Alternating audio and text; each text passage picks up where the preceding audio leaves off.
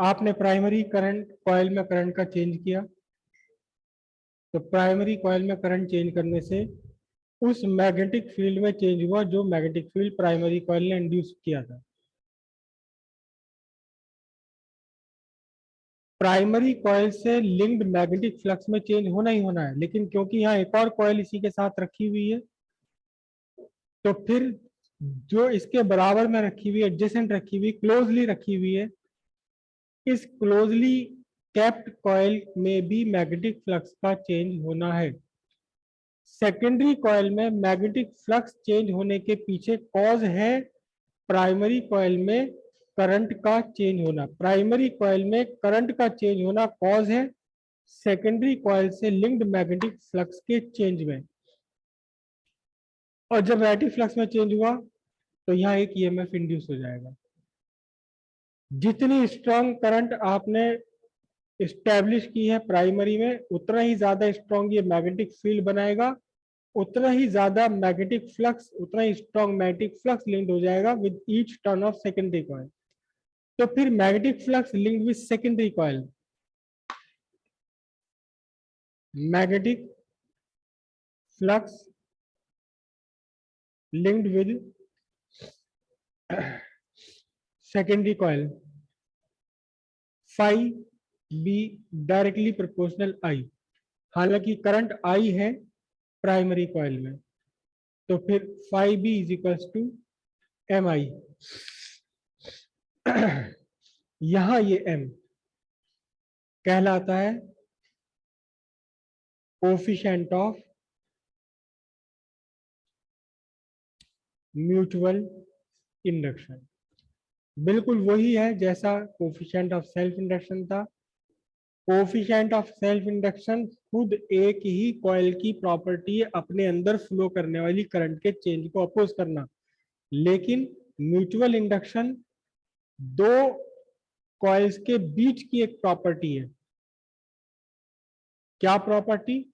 जिस प्रॉपर्टी के कारण कोई एक कॉइल अपने पास रखी हुई दूसरी कॉइल में करंट के चेंज का अपोज करती है। दोनों ही प्रॉपर्टी है opposing change in current, oppose of change in current.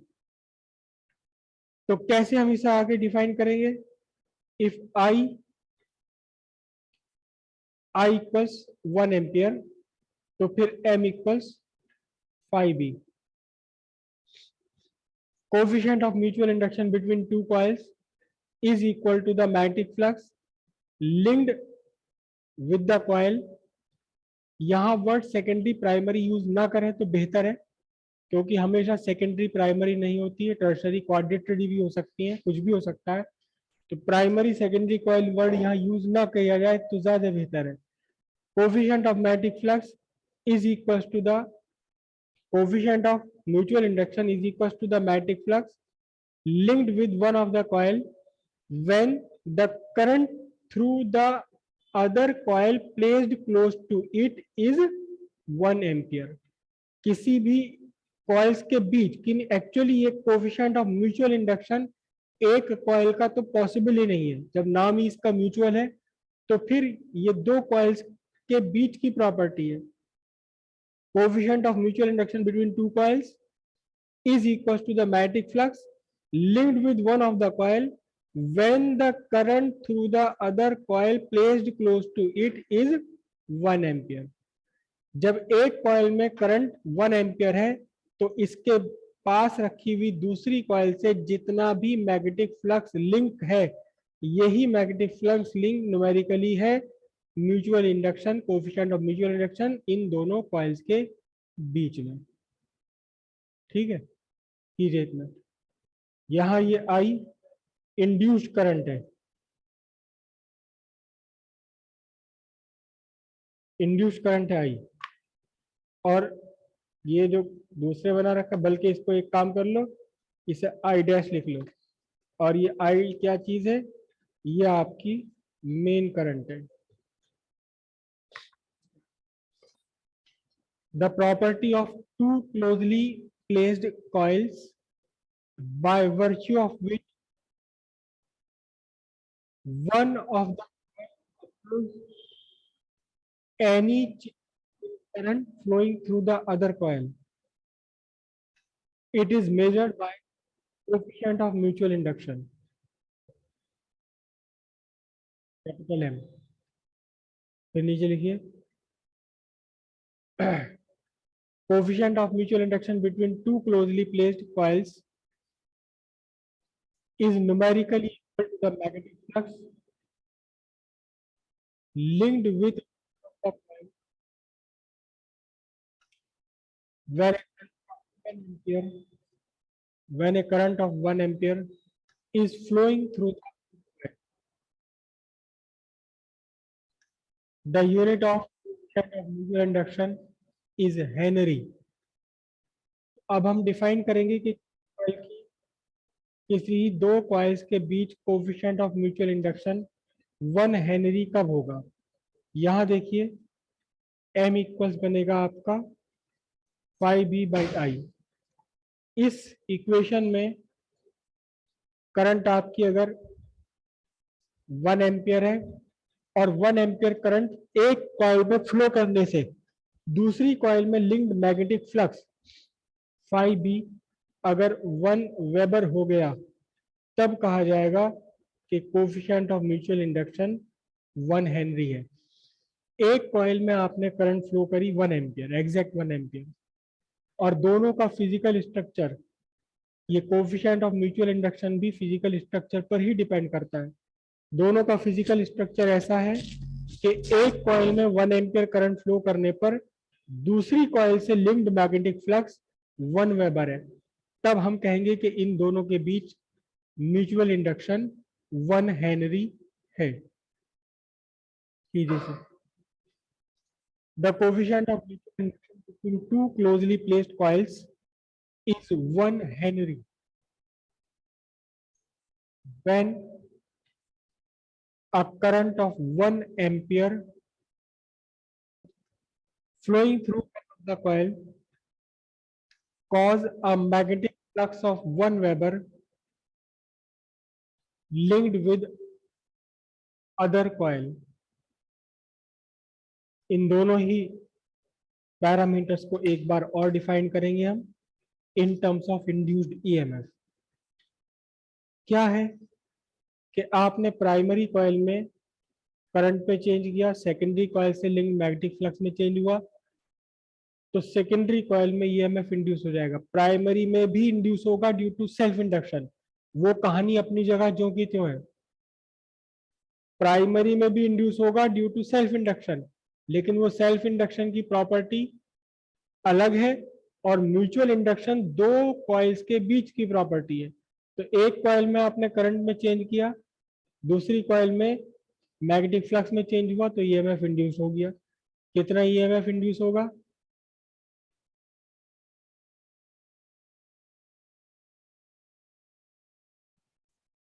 EMF induce in secondary word तो यूज नहीं करना चाहिए। Coil E equals d∅b/dt। 5b कितना लिखा अभी हमने यहाँ?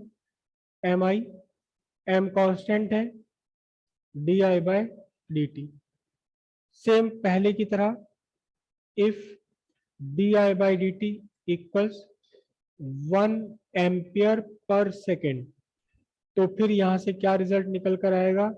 यहां रिजल्ट निकल कर आएगा m इक्वल्स ई। मैंने यहाँ माइनस पहले हटा दिया।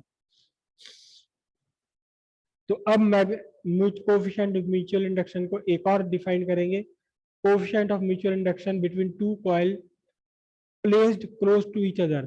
क्लोजली प्लेस्ड वर्ड यहाँ यूज होना है। ऐसा नहीं कि एक कॉइल आपकी यहाँ है, दूसरे कॉइल आपने अपने घर रखी हुई, कुछ नहीं होने वाला। क्लोजली प्लेस्ड होनी चाहिए। The coefficient of mutual induction between two closely placed coil is numerically equal to the EMF induced in one of the coil when the rate of change of current through other coil is 1 ampere per second। एक coil में आपने 1 ampere per second से current change किया, तो दूसरी coil में जितना भी ईएमएफ इंड्यूस हो जाएगा, यही ईएमएफ इंड्यूस्ड न्यूमेरिकली इक्वल है किसके? कोफिशिएंट ऑफ म्यूचुअल इंडक्शन के। और फिर यहीं से हम, चलो पहले इतना लिख लो, इसे करो।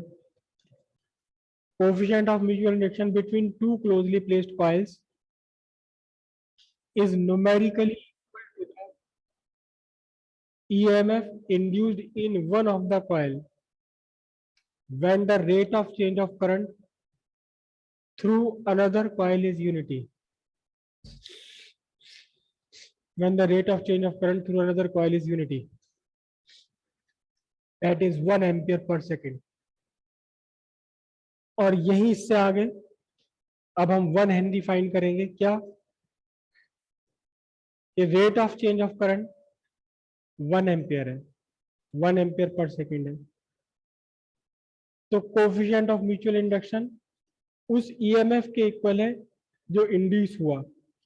अगर बाय द वे ये इंड्यूस्ड ईएमएफ भी, अगर ये इंड्यूस्ड ईएमएफ आपका हो जाए कितना, 1 वोल्ट, अगर ये इंड्यूस्ड ईएमएफ आपका हो जाए 1 वोल्ट, तो फिर क्या कहा जाएगा, M इक्वल्स 1 हेनरी। मतलब क्या हुआ कि आपने एक कॉइल में, जिसे हम कह रहे हैं प्राइमरी, इस प्राइमरी कॉइल में आपने करंट का चेंज किया 1 एम्पियर पर सेकेंड। इस रियोस्टेट से, एक रेगुलेटर की मदद से आपने 1 सेकेंड में करंट 1 एम्पियर बदल दी, चाहे बढ़ा दी चाहे घटा दी। 10 एम्पियर फ्लो कर रही थी, 1 सेकेंड में आपने 10 से बढ़ाकर 11 कर दिया, 10 से घटाकर 9 कर दी। और by the way second coil के अक्रॉस 1 वोल्ट का ईएमएफ इंड्यूस हो गया। जरूरी नहीं है कि यहाँ 1 एम्पियर पर सेकेंड के चेंज से दूसरी वाली कॉइल में 1 वोल्ट इंड्यूस हो, ज्यादा भी हो सकता है, कम भी हो सकता है। लेकिन अगर 1 एम्पियर पर सेकेंड की current, rate of change of current से 1 वोल्ट का ईएमएफ इंड्यूस हो गया दूसरी कॉइल में, तो आप कहेंगे कि इन दोनों कॉइल्स के बीच अब म्यूचुअल इंडक्शन कितना है, 1 हेनरी है। कीजिए 2 लाइन में। Coefficient of mutual induction between two closely placed coils is 1 Henry when the rate of change of current through one of the coil at 1 ampere per second